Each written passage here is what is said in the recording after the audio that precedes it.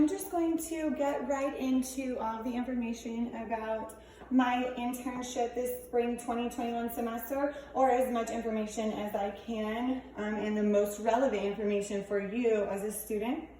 And well, we can say now a graduate, because all of you are about to graduate. I would like to start out with tying my literature review into the concepts and theories inside my internship site, as well as in the courtroom, since I have been a paralegal intern. As far as my literature review and possible discrimination among court workers, between employees themselves, and also between the judges and the accused. I'd like to go ahead and start out with my example, and I will be using my own made-up names so we can protect the privacy of the clients. Confidentiality is always a priority. So I had a minority client and I had a judge. And from my viewpoint, now I have no place to make a judgment, and I would hate to falsely accuse. However, I did witness this judge, who was Caucasian, hastily sentence our client in a child custody case to 2 days in jail, just for fidgeting in the courtroom and touching his hair. Now, with my minimal acting background, I'm going to go ahead and act this out, as well as further into this presentation, I'm going to actually act out the different personalities of the different judges I've been in the courtroom with, just to keep this a little bit lighthearted and entertaining, so that you don't have what's called death by PowerPoint, so you can actually enjoy this. So here's the judge. Mr. Smith, I told you to be quiet. Now keep in mind, this client, he was on mute, because at this point we're in a Zoom hearing and the judge is in the courtroom.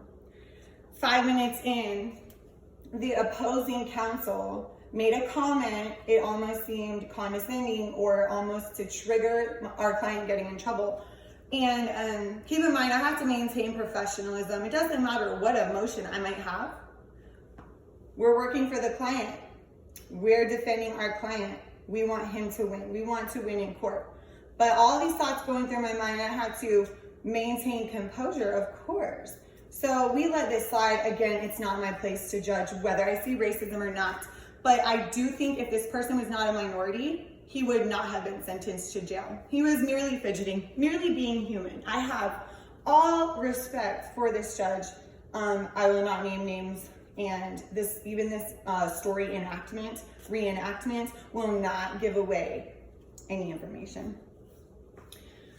We can hope for the best moving forward, and hopefully I won't witness any more discrimination. And my literature review will be touched on a little bit more in this presentation. Some of my favorite responsibilities in the paralegal internship were simply making filings with the clerk. I love that responsibility, and I love getting to go into magistrate court, small claims court, all of those, even superior court, and kind of talking to and working with these professionals to get documents filed. Along those lines, one of my other favorite things to do is draft appeals. If a client's petition was not granted, or if an accused client truly believes that the result of the hearing was just not fair, this and that, we can go ahead and draft up an appeal. It would be my pleasure to do all of that. That does take some writing skills. My education at KSU helps me to use my technical writing and get the job done in the best way possible. So yes, I love filing with the clerk of the court. Something else I do is all of the IT work. And when I say all of the IT work, I mean all of it. Everything from setting up mobile hotspot to setting up business hotspot in the office. to setting up business Comcast, Wi-Fi, internet, making sure we get the right internet speed, everything, as well as IT help during Zoom hearings, and all of the e-filing within different counties. I don't want to even name counties for confidentiality, but let's say we live in Alabama. All of the counties in maybe Metro Birmingham, I could be doing all of this uploading of exhibits, uploading of evidence, labeling exhibits. Before the global health events, court was more traditional, as you know, handing a paper evidence document to the judge. So if I'm the attorney, I walk up, hand it to the judge when you're prompted or after asking permission, and they will say, yes, we will accept these exhibits afterward. So I absolutely love working with evidence. It gives you a feeling of pride, and it really makes you feel like, hey, I'm in a prestigious position. I'm doing an important job here. Again, I'll remind you, confidentiality is number one. That's your priority if you plan to go into law. So,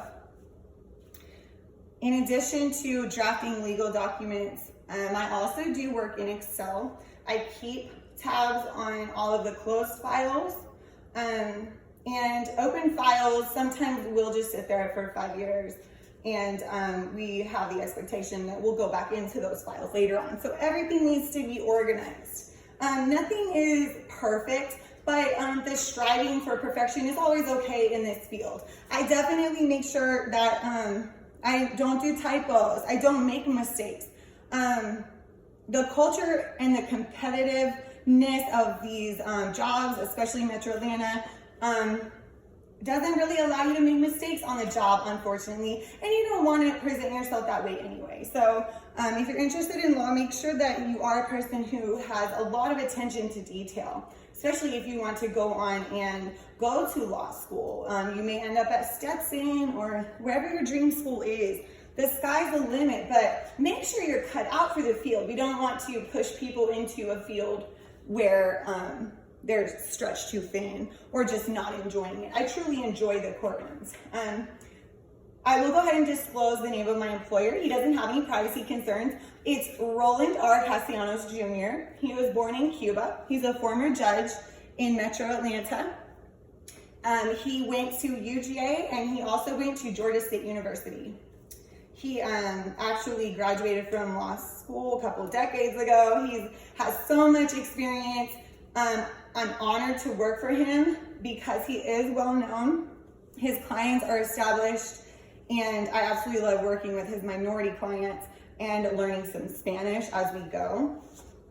So yes, he is in the list of everyone who is currently valid on their bar license in their state. And anything can be looked up online. It's not private records, it's public records when a lawyer has their current bar.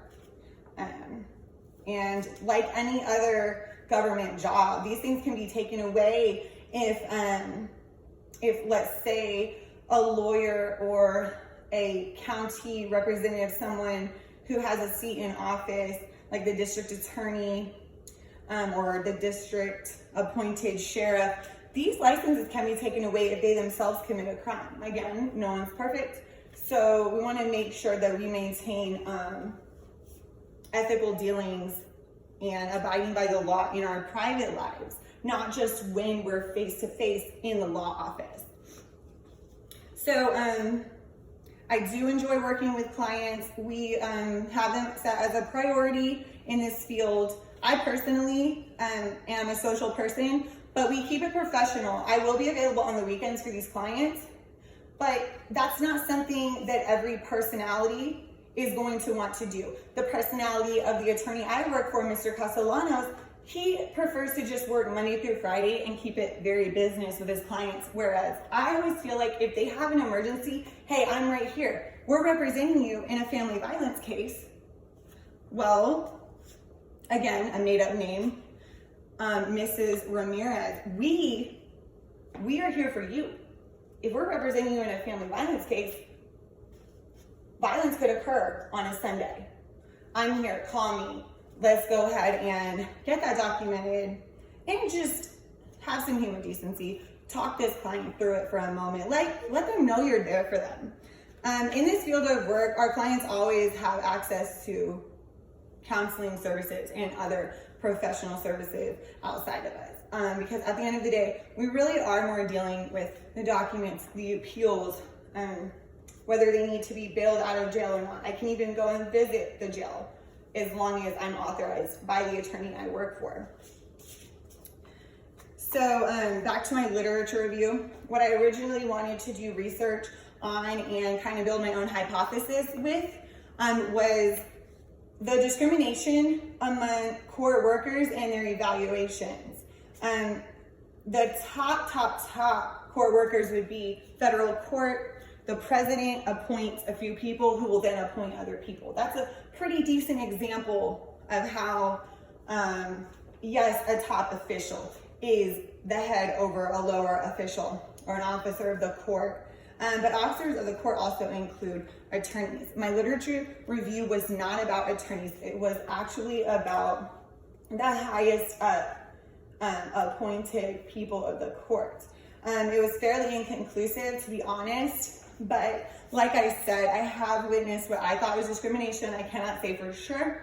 I would never go further than that. I would never take notes of names or anything. And we always wish the very best for everyone involved in the courtroom proceedings. In my internship, sometimes things have gotten rescheduled due to the risk of the health crisis. We want to protect judges, attorneys involved, clients, children. I definitely would say I enjoyed juvenile court, and that's one court hearing type that is not public.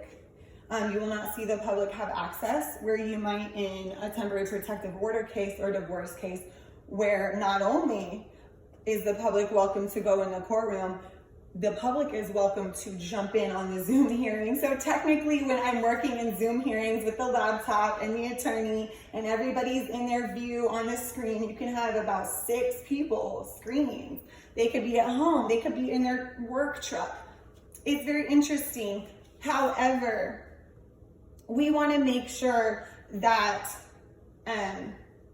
everything is fair and everything is running smoothly. And I was going to mention the judges' personalities, and I'll act them out a little bit. We had one judge who, she was stern but fun, so she's smiling and she's like, Mr. Such and such, you need to know your audience because you're trying to tell me what you've done in your police job, but I used to be a police officer. But then 10 minutes later, she's joking around. So she was a pleasant judge, not that my opinion matters. Another judge was just smiling and she looked so professional and wearing her pearls with a big, beautiful smile and just so pleasant with even these people who committed crimes. She was so nice, and it never hurts to be kind. Another judge was just so firm and stern that in the courtroom we felt like we couldn't even move a muscle, just sit there. And it's very important when you're in court to just sit still like this. You do not want to fidget. Makes you look a little suspicious. You definitely don't backtalk a judge. That will get you sent straight to custody. You will actually be arrested on the spot. It's called contempt of court. With that said, just know that it's like any other career. You wake up, you go to work, and you come home. It's not flawless, but you will learn a lot. I would say the learning is never over. I even taught the attorney I work for many things. The fresh ideas that we bring from KSU have been very beneficial. Again, my favorite thing to do is write appeals. So hopefully I can have a very balanced, healthy, exciting, and successful career in paralegal work or legal assistant. And I hope you all have enjoyed this presentation, and congratulations on the end of the semester. Thank you.